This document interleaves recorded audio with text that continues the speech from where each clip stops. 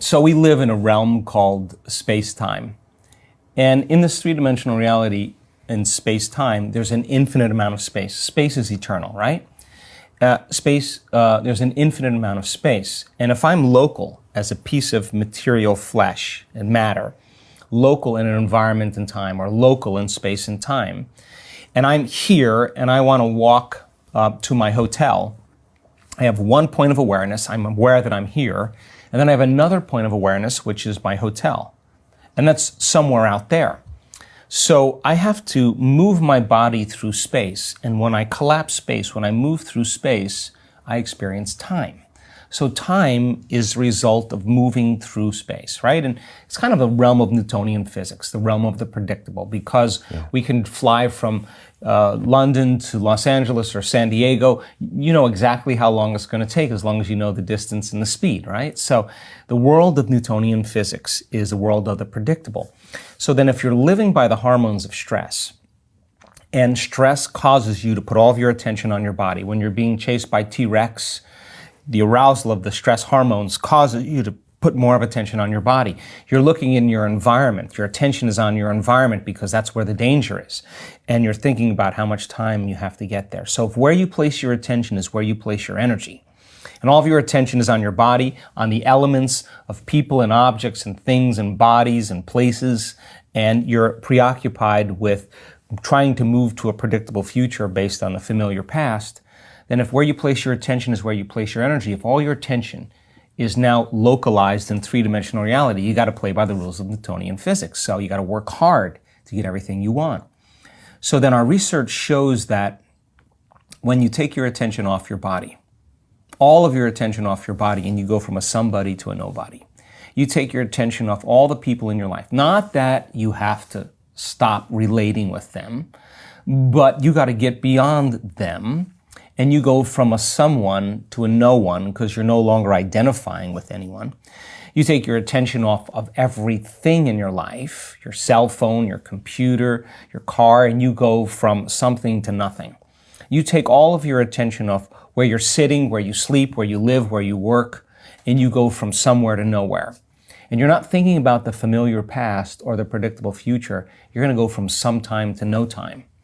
If you're taking all of your attention off this three-dimensional reality, then where you place your attention is where you place your energy. If you're not your body, if you're not the people in your life, you're not the objects or things or places or time itself, what are you? You're pure consciousness. So you teach people then that that moment of getting beyond yourself is disinvesting all of your attention and energy out of everything known in your three-dimensional reality.